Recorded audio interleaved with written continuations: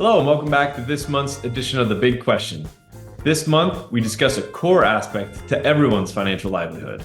How should I invest, or how should I be invested? Admittedly, this topic can be very wide-ranging, so much so that we likely need a couple hours to cover it more thoroughly. Therefore, today, I plan to review only two of the more fundamental pieces of this: your asset allocation and the investment vehicles you choose as part of this asset allocation.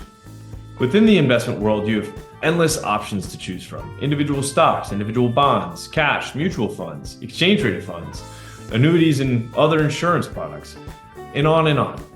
With accessibility better than ever before, all of this is at our literal fingertips, making for an even more overwhelming decision before you even begun. Not to mention the complexity of the various vehicles available that you have to choose from. There are many times that I'm not even certain those selling various products or investing in certain vehicles fully understand how they work themselves. For that reason, and a few more, the investment vehicles that we feel are best suited for most investors are exchange-traded funds, or ETFs. Now, ETFs were born from the mold of mutual funds, albeit an arguably more tax-friendly, more low-cost, and more nimble way to make investments. As opposed to owning an individual stock or bond, which could go to zero at any moment, an ETF spreads this individual company risk out over many different companies or many different bonds. From our perspective, the market is volatile enough. We don't feel the need to introduce additional stress or volatility by guessing which company may or may not do well next. Regarding one's asset allocation, it all comes down to finding the appropriate amount of risk for you, your goals, and what you can handle emotionally. And by risk, I mean the percentage allocated to stocks, bonds, and other investment vehicles, as well as the composition of those vehicles. What I've come to learn over the years is that the definition of risk, or riskiness, in conservative, can mean many different things to many different people. For example, I was once speaking with a prospective client who, throughout our conversations, was described as a very, very conservative investor. As the conversations went on, we dove deeper into their portfolio and their allocation. Well, I'm 50-50. Okay, got it. What's the breakdown of that? Well, half my portfolio is invested in my company stock and the other half is in cash. Okay, so half your investable net worth is in a single company that could conceivably decline by 10, 20, or 30% tomorrow. And the other half is parked in an asset that is losing real value relative to inflation every single day. Although 50-50 in this form, to me, it's actually quite risky, not conservative. In my opinion, even someone invested into 100% stock within a well-diversified portfolio made up of ETFs, I would consider that less risky. My opinion? Perhaps, but I can tell you with a higher likelihood what the market may do over time based on what it has done historically, relative to what any individual company may or may not do over that same period.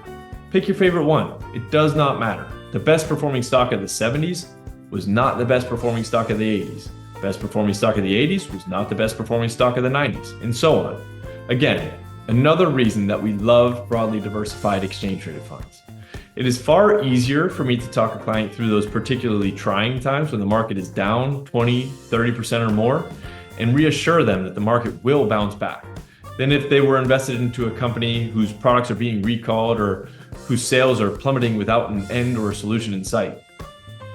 If our clients were holding Silicon Valley Bank or Enron or GM or Bed Bath & Beyond, this becomes a little bit harder conversation.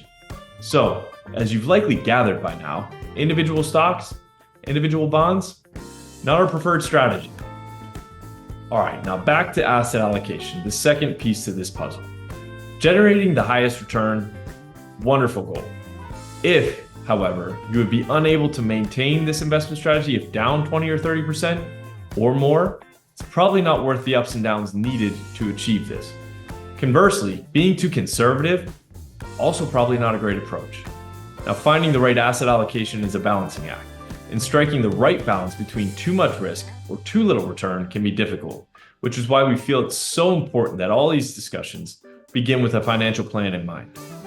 We found that with this built and easily accessible to revisit and reference and update, especially during times of volatility, you instantly increase the likelihood that you'll be able to achieve your financial goals. Now, as I'm sure you can tell, investing can become quite a nuanced conversation in a hurry. We do, however, feel like there are some fundamentally sound things that all investors, not speculators, investors, can do to position themselves well at all times. Control what you can control. Be proactive with your approach. Make sure it is well defined. Understand what you're invested in and why. Work from a plan. If you feel like any of this is lacking from your current approach, I would encourage you to reach out to us here at Presilium today to get this conversation started. Thanks for joining me, everyone. Until next month.